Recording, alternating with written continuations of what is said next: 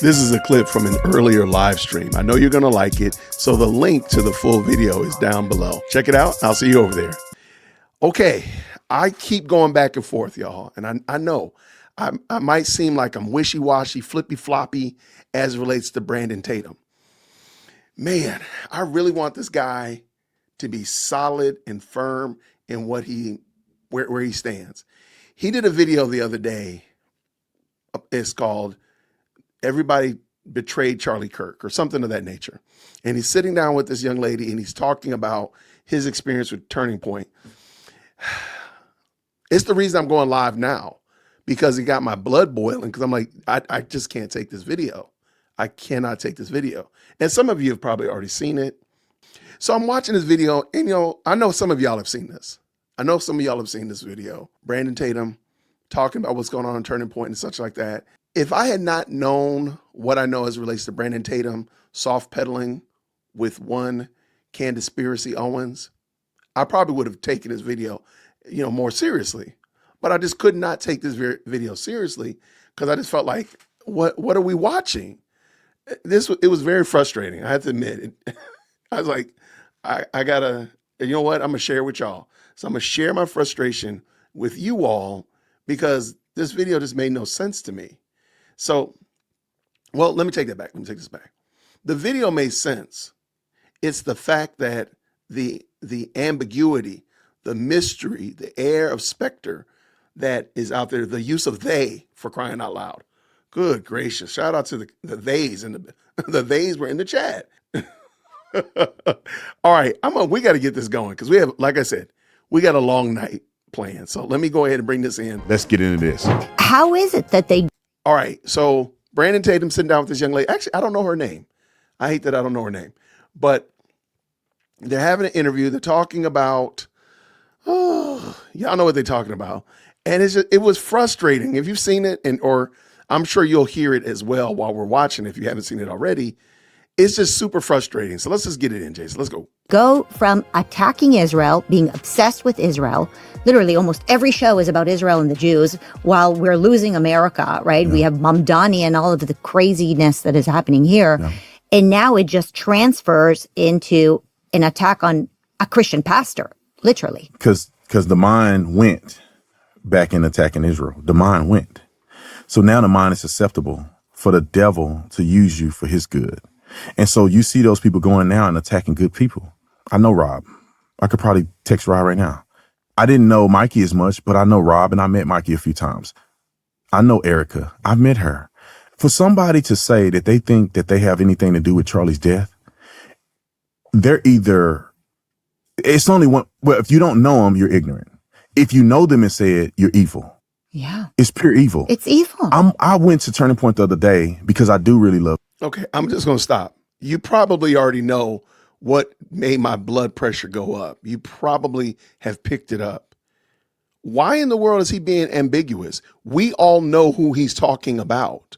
We all know who it is who's put Mikey in the crosshairs, who put Rob in the crosshairs, Turning Point as a whole in the crosshairs. We know who it is. Brandon, say her name. Call her out. You're saying that she's evil. You're saying that her mind is gone. You're saying that she's being used by the devil. Then just say, Candace is these things. And your heart can break that this is your friend.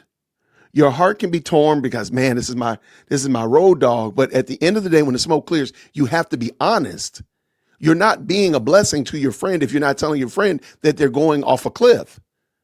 You're not being kind to your friend. You're truly, I would go as far as to say that you're unloving to your friend. If you don't tell your friend what they're doing is troubling, is problematic, is tearing apart the body of Christ, sowing dissension, accusing the brethren, fill in the blank. But whatever it is, Brandon, you got to stand stronger than this. Let's go. Charlie. And Charlie was my friend. And my dedication to Charlie is his legacy. That's all I care about is his legacy. So I want to take care of his wife. I want to take care of his legacy with Turning Point USA. And I want to push the things that he believed in. So I go to Turning Point, and I see Erica and I give her a big hug. I see Mikey.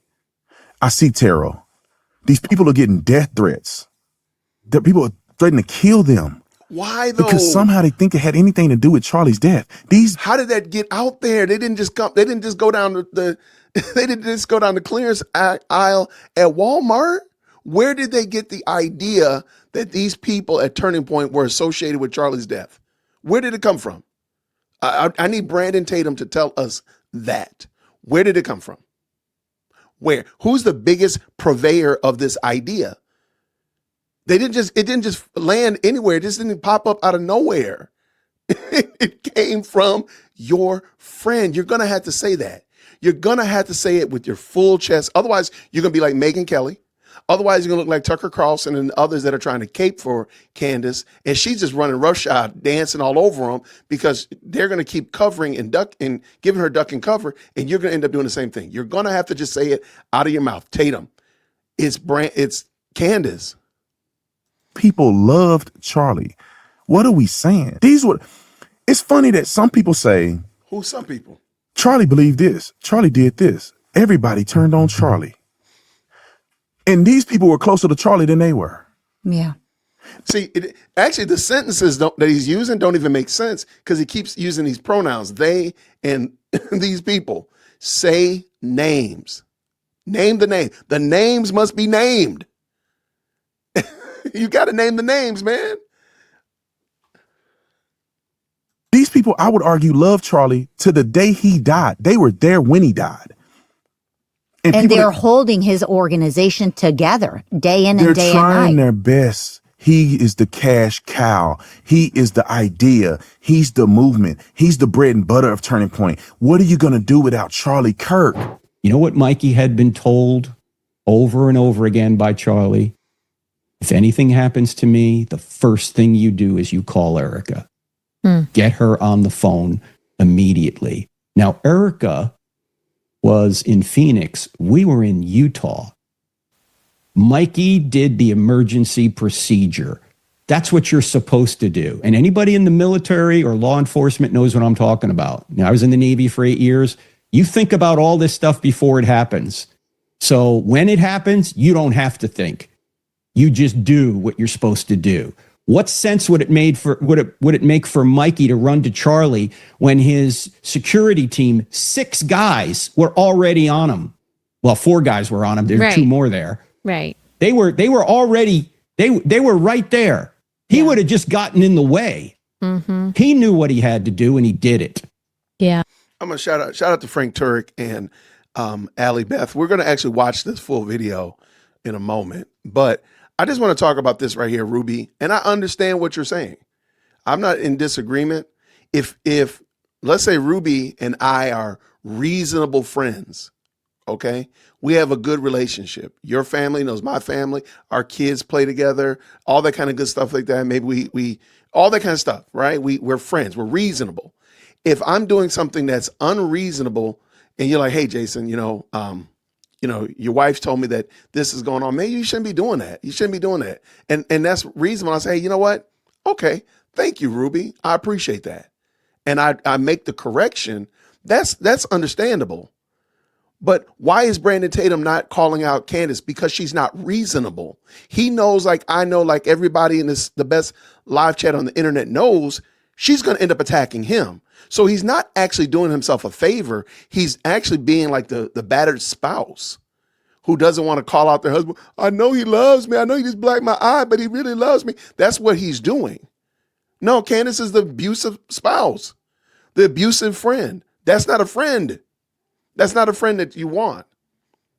Because when the chips fall down, your whole family is going to be on the chopping block. Your whole family is going to be in the crosshairs. Look at Charlie Kirk's family right now. His whole family's in the crosshairs because of his friend. I think Brandon should call her out. I'm sorry.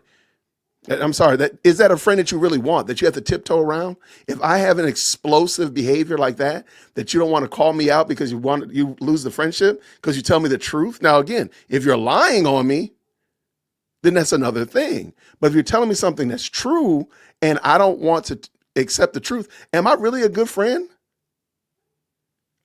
Our friendship is not only when we're, having a great time at the cookout eating chicken wings. Our friendship is really tested when you have to tell me the truth. The scriptures say faithful are the wounds of a friend. If you have to, wound me by telling me the truth, I know that those wounds are faithful. I'm sorry, Brandon Tatum I'm not saying he ain't got to do nothing I tell him to do. He's doing his own thing. I don't think that he's doing Candace Owens any favors though. Let's go. And, I don't have any special insight, but I assume that thing, as you said, had been rehearsed. And as you said, had been talked about. And Erica said on Fox News to Jesse Waters that Mikey called her and said, get the kids, get security. This just happened. And so if that's not what happened, or people saying that Erica is lying, like that would be the implication there, that she's not telling the truth. And so I really feel for him, and the implication that, he was promised to be Charlie's successor, and that's why he's speaking at Liberty University. Again, no evidence of that. Mikey's not hosting Charlie's show. I don't see like Mikey doing a bunch of interviews out there being like, I haven't seen him at a campus stop. He hasn't been on doing any of these debates. There have been a lot of us, you, me, a lot of other people who were in this circle who have been asked to go to this speaking engagement or go to this campus stop or fill in or do this interview or things like that. Not, to take anyone's place, but just because, we're trying to fill in for a friend. But I haven't seen any evidence of Mikey stepping into any realm. I've seen him continue to serve. And so again, I just don't see the proof. And I think it matters a whole lot to put someone, in the crosshairs by implying that somehow they were involved in this. That's like a really, really hefty claim to make. Yeah, and it's causing dissension among the brothers.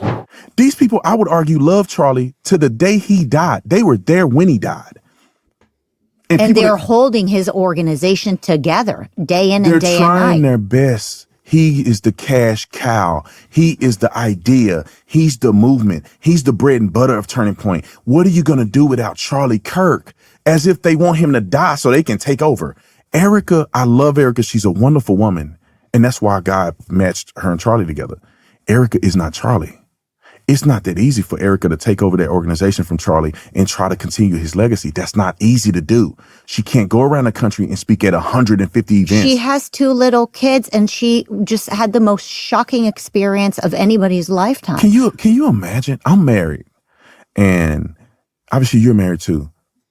Can you imagine? And I don't even want you to think about this, but if you lost your significant other that way, okay, let me pick a fight real quick. All right, siblings. Because Brandon Tatum does say that Candace is like a sister to him. Okay, so everybody in this live chat, you have a sister. I'm just making it happen with the power of imagination. You have a sister, and you and your sister have a really good relationship. Okay, you have a really good relationship. But one day you find out that your sister is doing drugs. Hard drugs, in the vein, the whole nine. And for whatever reason, some way or another, your mom and dad and the adults in your life don't know. They don't know it. But your sister is doing really hard drugs, and she drives. And she's a school bus driver. So she drives kids on the school bus, the cheese limo in the morning and evening, and she does hard drugs. Let me ask you a question. Would you run the risk of ruining your relationship with your sister by telling your mom and dad, telling her employer, and telling the police that she's doing something that's putting other people, not only her own life in danger, but the lives of 60 kids on the yellow limousine? Would you run the risk of that? In the chat. I just want to know, make sure I'm not going crazy.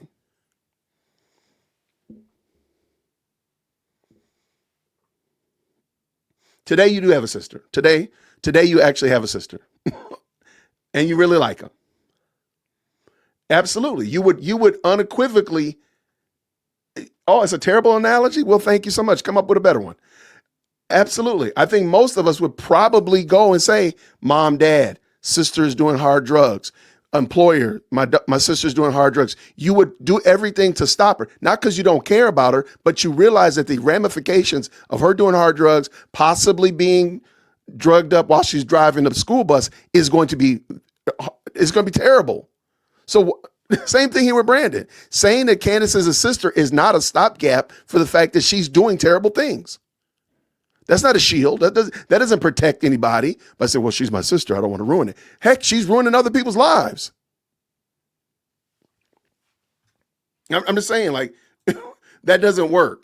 It doesn't play out in real life. Because had a heart attack or something, or they had chemo, going through chemo, and it was a kind of an expected end. They get assassinated on television in front of the world. My son saw Charlie get assassinated. They were sharing the videos at school. So they're seeing it all over the world. You lose your loved one like that, and people who love you or should love you and care about you or care about at least your husband should protect your heart in that moment, because they should know, if they're married, what it could possibly be if you lose somebody like that. Losing a dog hurt. You know what I'm saying? Like, I've lost pets before, and like, I'm Y'all do realize interventions are public. That's my thing. Like, if you go the route of intervention, which is perfectly fine, that's a public event. That's a public happening. You get a psychologist or some kind of professional, family, more than one person. So when the people that say, well, Brandon might have went to her privately, an intervention is almost by default or definition is a public event. You're at least going to get two other people, because you've already gone to her privately and she hasn't responded properly. She ain't changed one bit. Because that's the other thing you got to keep in mind. If Brandon has gone to Candace privately, nothing has changed. She's still doing what she was doing before he went to her. So what was the result? devastated. Losing your husband is devastating. My heart is, I'm going to protect her. Yeah. That's the first thing. I don't care about conspiracies, money, none of that stuff. The first thing I did was I wanted a shirt for Charlie. And then I was going to a UFC fight. And I'm like, I want to wear a shirt to represent Charlie, because that's what this is about. Not me, nobody else, it's Charlie. Yeah. And I said, and people wanted, hey, I want that shirt, I want that shirt. I said, okay, this is what I'll do. 100% of the profits that we sell from this shirt to go to Erica. And we raise money, we're going to give it to Erica. Yeah. And for people to not only bash him and his people around him, but those who are not bold enough to stand up and say something. I know people who claim that they were friends with him, Charlie. And then they have a guy come on the podcast that hated Charlie, that spoke ill will of Charlie every single day. Vile. Who are you talking about, Brandon? You can't be talking about Tucker Carlson, can you? You cannot be talking about old Tuck and having Nick Fuentes on his podcast. You couldn't be doing that, could you? Why don't you just say their names?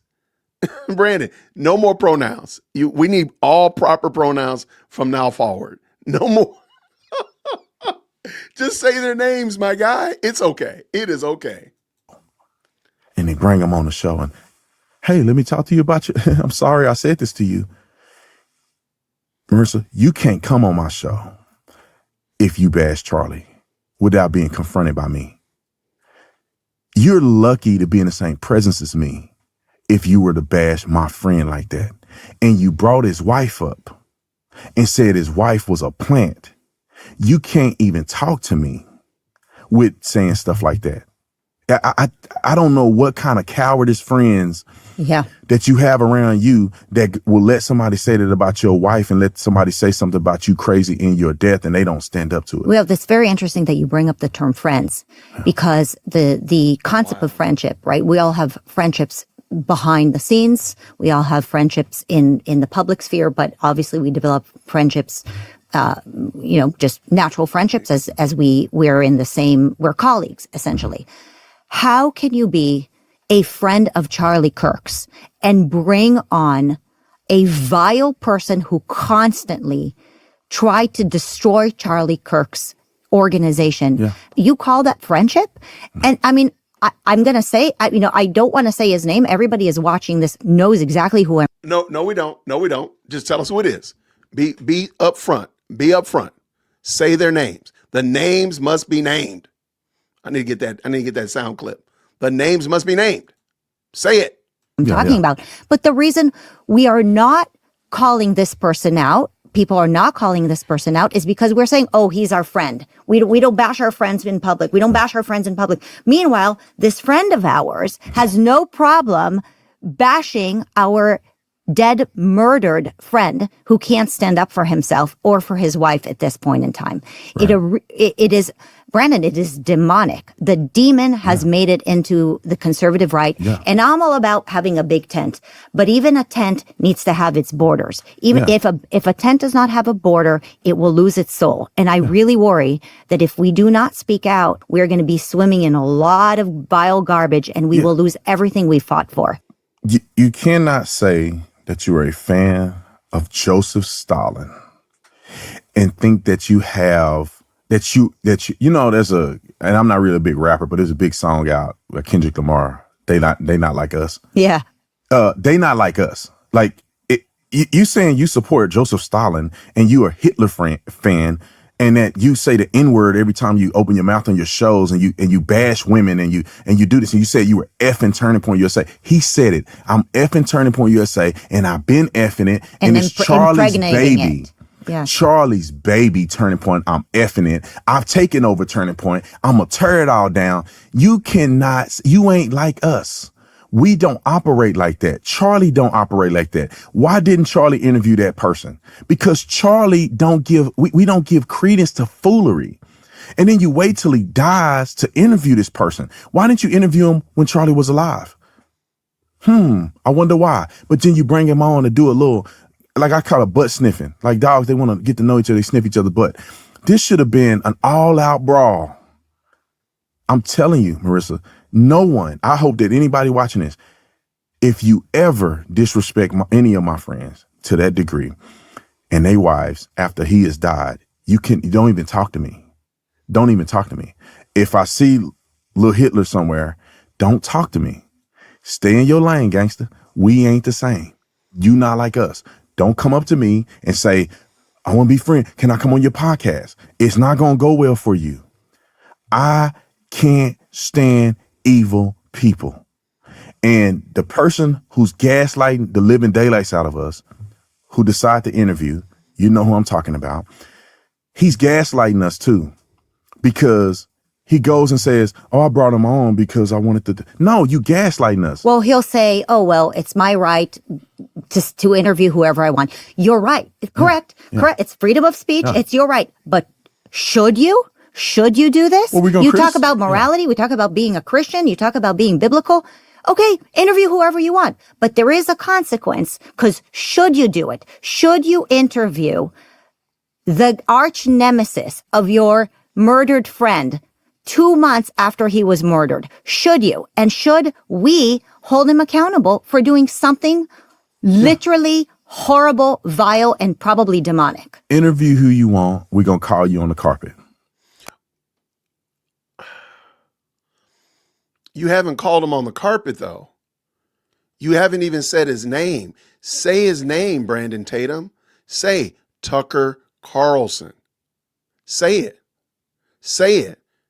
Say, I mean, because please keep in mind, Tucker did not seed the idea that TPUSA was involved in Charlie Kirk's murder. That's actually Candace. She might not have started it, but she definitely pushed it way past where it could have gone. So you're not calling these people on the carpet, my friend. So this big chested, say their name and I'm gonna call you on the carpet. So you're not doing it. It sounds good. I understand. It sounds really, high bravado, but sir, you're not doing that. You can say it to the cows come home. You're just not doing it. That's it. You can't interview and think people are going to call you out. Why do I not interview certain people? Because I'm not giving a platform to somebody who is, and the thing is this, you can stay online and say whatever you want on your own platform. Little homie can say whatever he want on whatever he want to do. And people can interview whoever they want. But brother, you interview somebody like that, we're going to come out, we're going to criticize you. Sure. Just like somebody come out and say, God ain't real. Like, God ain't real? I don't care if you're a Jewish or Christian. We all believe in God. God ain't real, and we're not going to criticize you. You got to be a fool. You're not a part of the movement. If you're saying God don't exist, you're not a part of this movement. Because all the things we do is in light of what God has done for us and God's, word, the word of God, the law that we have, our founding fathers, all of that is God. And when people come out and do this foolery, we don't want you to be a part of what we're doing. No, like if you think that there's a lot of momentum in this too, people are forgetting. I post a clip of the little homie. I call him little homie. I post a clip of him doing something vile. In my comment section, people are defending it. We will lose our party if we start giving credence to this. I compare it like this. Let's say Adolf Hitler was around and was a big podcaster. You bring Adolf Hitler on your podcast, but don't talk about the Holocaust. Then what are you doing? You're almost trying to act like he normal. No, he ain't normal. No, he says the craziest stuff in the world. No, he hates women. He bashes women. He calls them bees and all this other stuff. That's not Christ-like for us as Christians, and that's not godly. You can't do that and then expect for people to respect you the same way. You can't have people on your podcast and you can't determine if Hamas is a terrorist organization or not. What are we saying here? You bring people on your podcast that say the Jews created AI to destroy the world.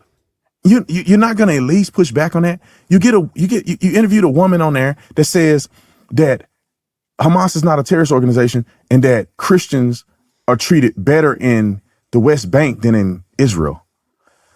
That was the George Stephanopoulos' nun. Yeah. It's George Stephanopoulos' his sister, who, by the way, George Stephanopoulos, after everything Trump went through with that family, that's who we're now platforming. Oh, just bring them into our tent. Our tent has no borders. When this William Buckley, you should read William Buckley because he has written about this a lot. I heard about that. And it was a very dangerous moment for the conservative movement because America is not extremist. Right. America is a melting pot. That's what America is.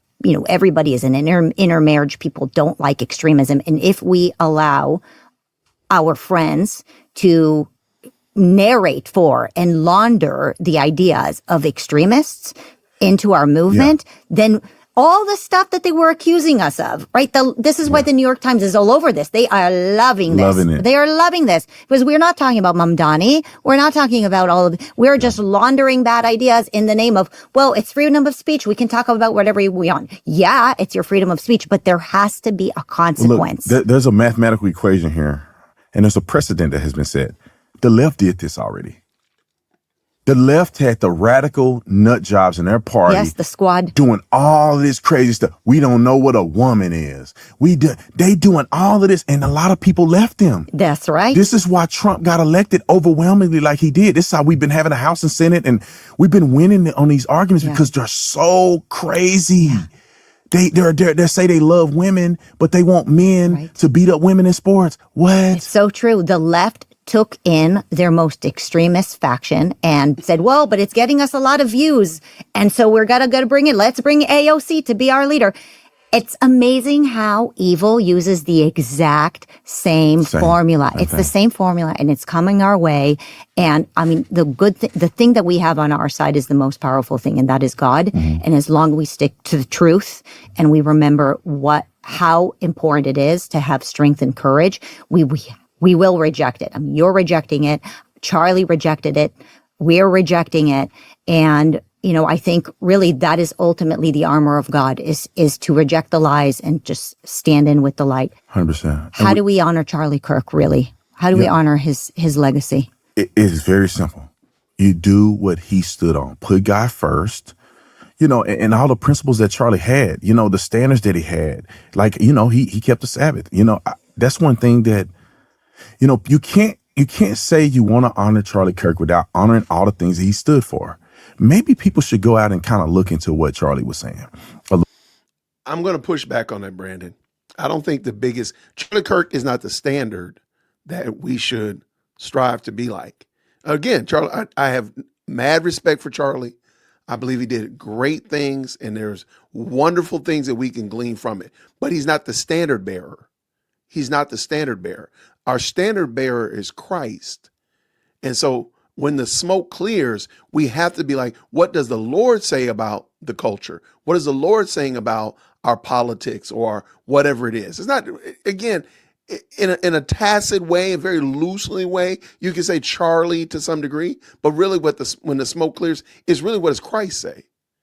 What is the Lord calling us to do? To be faithful in these positions that we hold, in these roles that we're filling.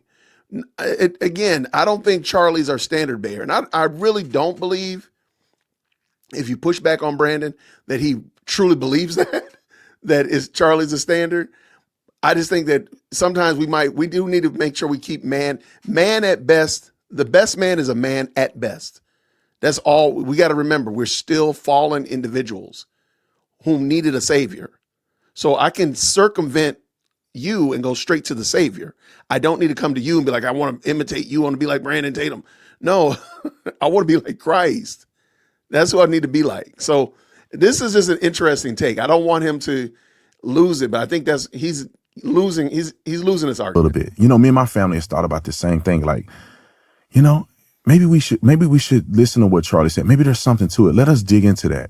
There's something about that. Jesus kept the Sabbath. Come on, like we probably should think about that. So I'm not just saying that, but like putting God first, being godly, not entertaining a lot of drama, knowing how to isolate bad ideas and elevate good ideas, having an open dialogue. Like Charlie wasn't on campus letting leftists talk stupid and then him just, okay, everything is fine. No, he challenged them. With kindness. But he challenged them. Yes. And he told them, that's wrong. That's not right. This is what God said. This is what the Constitution says. He challenged them. So in our efforts and what we're doing, don't be too cowardice to challenge people that you oppose. And I thought one thing that I will say that hold on, wait. But sir, you've just spent the better part of 20 minutes not calling out people that you think have bad ideas. You've just done this. I'm sorry. Brandon, I mean, again, I think there's a lot of areas where Brandon hits the ball out the park in a lot of areas. And there's a ton of areas that Brandon is just flat on his face wrong. And this is one of those examples, in my opinion, where he's just he's not a theologian. He's not a student of God's word. And he doesn't, and it shows in the way he presents it. So yeah, shout out to Brandon, man. Shout out. It was a peacemaker more than anything else. We have to understand this too. You may not have to blast people's names every time. I'm bad at this. I put people's name out there. But no, in the spirit of Charlie, you may not have to blast their names, but you can definitely challenge their ideas. And I want people to understand this. There is a difference between saying, I have a friendship with a person. I'm not going to say that person's name. And I'm also not going to challenge their ideas. That's a difference than saying, I have a friend. I love them. I love the relationship. I don't want to destroy that. I may not say their name, but I will challenge a bad idea. Yeah. And I see people on our side don't know which camp they're in. You don't have to, if you don't feel comfortable saying their names or whatever it can be, that's fine. I get it. Some people have relationships with people that people don't understand. But doggone it, if a person say a lie, you should be able to challenge the lie, because at the end of the day, it's demonic. Yeah. It's not about the person per se, because that lie persists in everybody that's demonically influenced to do certain things. So you challenge that in the spirit of Charlie. Put God first, keep the Sabbath, read your Bible, pray, and be a peacemaker, and always challenge ideas and never be afraid. If people do that, wow, the world will be a better place. I love it. Brandon, morally disciplined, morally courageous. I love you, man. You're amazing. Love you too. Thank you for having me. And look, I think Brandon Tatum, I don't think he's a heretic in the respect of being a conservative. I got some theological issues with Brandon Tatum, but that's not the point of this discussion. I do think that it's interesting that what he just said, like, my dude, like, call out your friend. If you're at odds with Nick Fuentes and you don't call his name out, because I don't know why, but you won't call his name out, but you're at peace allegedly with Candace, why don't you call her out? Like, you're not calling out either one of them.